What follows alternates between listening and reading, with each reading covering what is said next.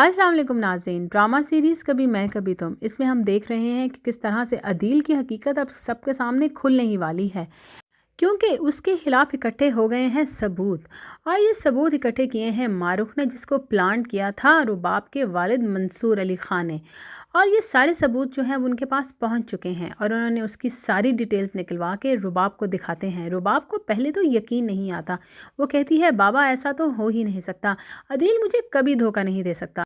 लेकिन जब मंसूर अली खां उसको सारी डिटेल्स ईमेल्स दिखाते हैं तो वो हैरान रह जाती है। और मंसूर अली खां उसको बताते हैं कि किस तरह से वो मनी ट्रांसफ़र करता रहा है ब्राज़ील के और बाहर के मुल्कों के अकाउंट्स में, और उसने किस तरह से हमारे बिज़नेस को नुकसान पहुंचाया है और हमारे बिज़नेस राइवल्स को हमारे बिज़नेस के सारे सीक्रेट्स दे दिए हैं, और किस तरह से उनकी शिपमेंट्स को रिलैक्सेशन दे के अपनी शिपमेंट्स को होल्ड पे रख दिया है। रुबाब को ये सुन के बहुत गुस्सा आता है और वो फ़ौरन डिसाइड करती है कि वो पाकिस्तान वापस जाएगी और अदील की खूब खबर लेगी जो कारनामे उसने सरअंजाम दिए हैं। दूसरी तरफ हम ये देख रहे हैं कि किस तरह से अदील ने अपने बुरे कामों के लिए जिस शख्स को इस्तेमाल किया था इनकम टैक्स के शोबे से, शहाब जिसका नाम है, वो बार बार अपने पैसे की डिमांड कर रहा है अदील से, क्योंकि अदील ने अभी तक उसको पेमेंट नहीं की। और अदील जो है वो चाहता है कि उसको किसी ऐसे अकाउंट से पेमेंट की जाए जो कि सबके सामने ना आ सके, या फिर वो डिटेक्ट या उसकी मनी ट्रेल जो है वो किसी को हासिल ना हो। अब उसको समझ नहीं आता कि वो ये 4-5 करोड़ की रकम कहाँ से लाए। तो उसके जहन में एक ख्याल आता है कि क्यों ना वो अपने अब्बा का घर बेच दे, और अब्बा जो हैं वो अगर घर बेच भी देते हैं तो वो जिसको मर्ज़ी पैसे दें, किसी का उससे कोई लेना देना नहीं होगा। उसके दिमाग में जब ये आइडिया आता है तो वो फ़ौरन घर का सौदा कर देता है, अपने अब्बा से पूछे बगैर ही। और शाम को जब वो घर आता है तो अपने माँ बाप को कहता है कि मैंने आपके लिए क्लिफ्टन में एक बहुत खूबसूरत फ़्लैट लिया है, अब आप इस पुराने गंदे मिडिल क्लास घर में नहीं रहेंगे। लेकिन पहले तो उसके अब्बा जो हैं वो फ़ौरन इनकार कर देते हैं। वो कहते हैं कि ये घर ही तो मेरा एक जमा पूंजी है, मैं इसको छोड़कर कहीं पर भी नहीं जाऊंगा। और अदील की माँ भी कहती है कि बेटा, तुमने ये फ़ैसला करने से पहले एक दफ़ा अपने अब्बा से पूछ तो लिया होता। तो अदील कहता है कि मैंने आपके लिए सरप्राइज़ प्लान किया था कि आप लोगों को तो सुन के बहुत खुशी होगी, लेकिन आप लोगों को तो ये सुन के कोई खुशी ही नहीं हुई। तो फिर अदील की माँ, जो कि है तो वैसे बहुत लालची, वो किसी तरीके से अपने हस्बैंड को मना लेगी और अदील उनको लेकर सीधा रुबाब के घर जा पहुंचेगा। तो वो उससे पूछेंगे कि बेटा, तुम तो कह रहे थे कि तुम हमें किसी फ़्लैट में लेके जाओगे। तो अदील कहता है कि आप लोग प्लीज़ मेरे साथ रहिए, क्योंकि मैं नहीं चाहता कि मैं आप लोगों को अकेला कहीं पे छोड़ दूं, और जब मेरे पास इतना बड़ा घर है तो आपको एक छोटे फ्लैट में रहने की क्या ज़रूरत है।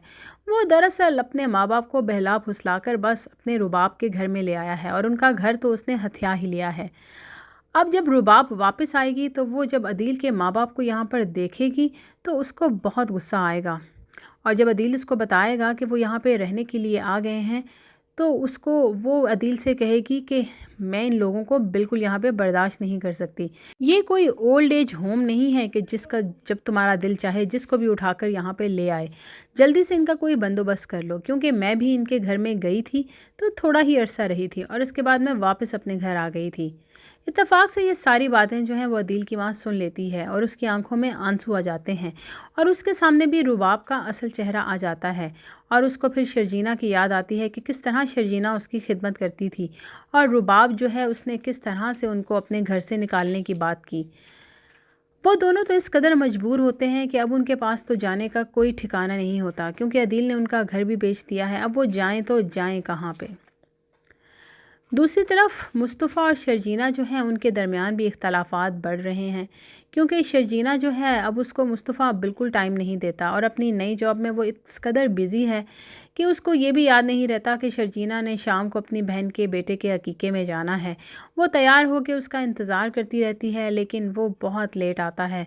तो फिर शर्जीना उससे मुँह बना के कहती है कि तुम इतना लेट आए हो, मैं कब से तुम्हारा इंतज़ार कर रही थी। तो वो उसको कहता है कि मुझे तुम माफ़ कर दो, میں بس کاموں میں پھنس گیا تھا۔ اسی طرح سے روز بروز وہ ہر دفعہ لیٹ آتا ہے اور شرجینا کے اوپر بالکل بھی توجہ نہیں دیتا، اور شرجینا آہستہ آہستہ یہ بات محسوس کرنے لگتی ہے کہ مصطفیٰ کو صرف پیسے کی دھن سوار ہے اور اس کو شرجینا کی بالکل بھی پرواہ نہیں ہے۔